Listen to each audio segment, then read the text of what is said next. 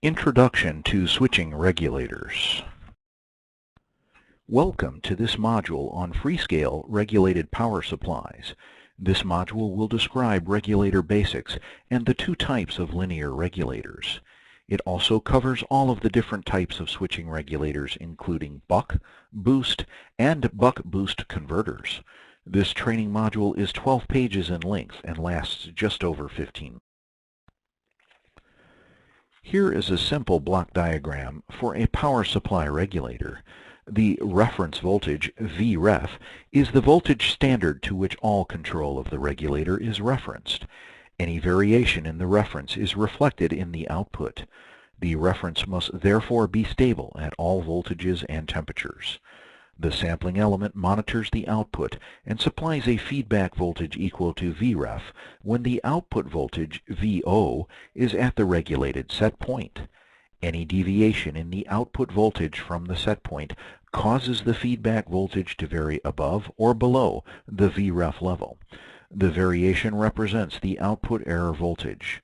The error amplifier provides gain of the fedback error voltage variation and monitors and compares the feedback voltage to Vref. The control element responds to the error amplifier output. When the output voltage increases, the feedback voltage increases, decreasing the error amplifier output, which in turn causes the control element to decrease the output voltage. The series and the shunt regulator are two basic linear regulator configurations used in integrated circuits that utilize the voltage divider principle. For control purposes, one resistor element value is variable while the other is fixed. The series regulator has the variable resistor element R series in series with the load current I load, and thus the name series regulator. As the load resistance changes in series regulator, I load changes, causing the output voltage Vo to change. By monitoring, sampling Vo, and modulating, varying R series, the output voltage can be maintained at a constant, regulated value. The shunt regulator has the variable resistor element, R shunt, in parallel with I load, shunting the I load, thus the name shunt regulator. As the load resistance changes in shunt regulator, I load changes, causing Vo to change. By monitoring, sampling Vo, and modulating, varying R shunt, the output voltage can be maintained at a constant regulated value. The buck converter is used in DC to DC step-down voltage control applications where the input voltage is greater than the output voltage. In this diagram, the mechanical switch has been replaced with a more efficient and controllable transistor switch. Neglecting circuit losses, a 50% duty cycle would produce an output voltage of 1/2 the input voltage.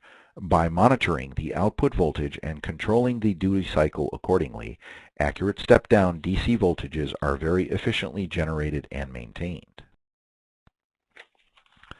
The boost converter is used in DC to DC step-up voltage control applications where an output voltage greater than the input voltage is required. The initial boost converter state has the input voltage, Vin, applied with the switch open and a load connected. The diode D1 is forward biased, causing low-level current to flow through the inductor, creating a low-energy magnetic field. The output capacitor, Co, will charge to a voltage near Vin. Now, the mechanical switch has been replaced with a more efficient and controllable transistor switch. By monitoring Vo and controlling the duty cycle, very accurate step-up voltages can be very efficiently generated and maintained. Boost converters find application in battery chargers and photo flashers. The buck-boost converter is used in DC to DC step-up and step-down voltage control applications. This diagram shows us that the switch is closed.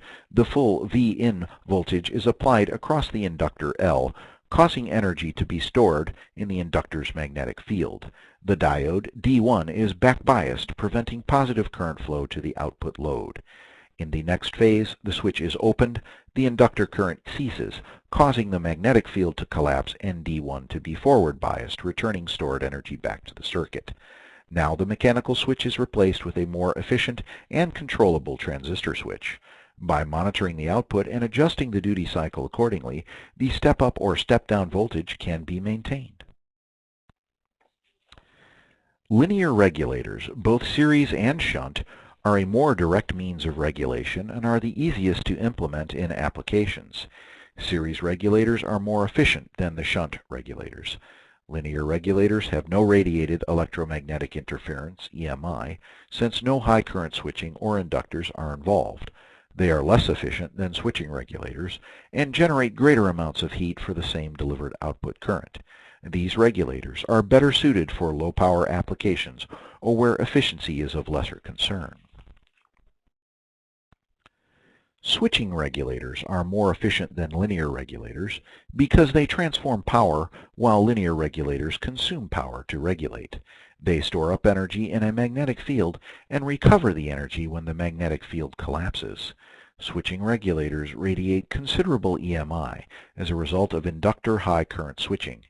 It is used mostly in applications involving high power and where efficiency is of primary concern. Power management products can be used in embedded systems that require high levels of integration and can be used where multiple voltages, functions, or outputs are needed. They are also useful if the design requires network control, supervisory, or reset functions. Power management products are designed to complement controllers such as the Power PC, HC08 or 12, and DSP. They support many applications including industrial, computer networking, automotive, and marine electronics. Many features are available including multi-output, low dropout linear, step-down, step-up switching power supplies, incorporating SPI and CAN interface control. MC33394 is designed to support the MPC 555-565 products and is also ideal for the MPC 824X family of communications processors.